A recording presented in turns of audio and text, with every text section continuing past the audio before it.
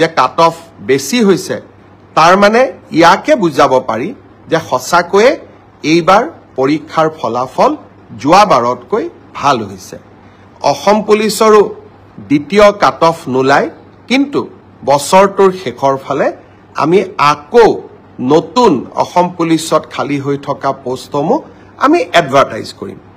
এডিআৰিৰ result দিলে মই অত্যন্ত আনন্দিত যে তৃতীয় আৰু চতুৰ্থ শ্ৰেণীৰ ৰিজাল্ট দিয়াৰ পিছত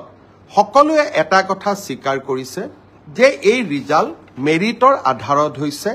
মেধাৰ ভিত্তিত হৈছে আৰু সঁচাকৈ চৰকাৰী চাকৰি আমি মেধাৰ ভিত্তিত দিয়াৰ বাবে প্ৰতিশ্ৰুতিবদ্ধ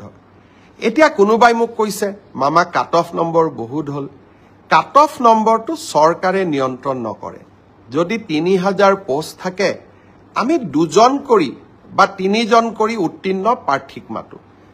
3000 পূৰণ 2 3000 পূৰণ 3 9000 মেৰিট মতে 9000 নম্বৰটো আহি যোৱাৰ লগে লগে 9000 নম্বৰ লাভ কৰা ব্যক্তিজনৰ যিটো নম্বৰ সেইটোৱে কাট অফলৈকে ৰূপান্তৰিত হয় কাট অফ কোনেও বনাই নিদিয়ে কাট অফ ছাত্ৰ ছাত্ৰীসকলৰ পৰীক্ষাৰ ফলাফলে নিৰ্ণয় কৰে কোনোবাই যদি ভাবে যে কাট অফ বেছি হৈছে তাৰ মানে ইয়াকে বুজাব পাৰি যে সঁচাকৈয়ে এইবাৰ পৰীক্ষাৰ ফলাফল যোৱাবাৰতকৈ ভাল হৈছে অসম পুলিচৰো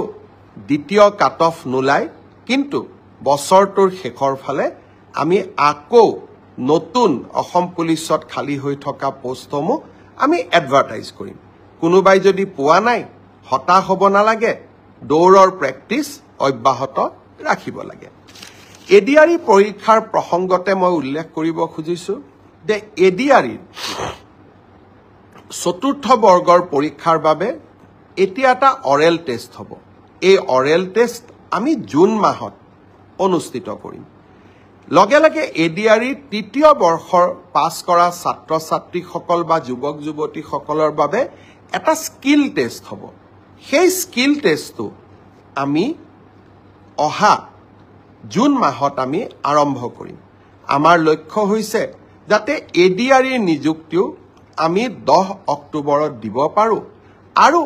নৱেম্বৰ ডিসেম্বৰ জানুৱাৰীৰ ভিতৰত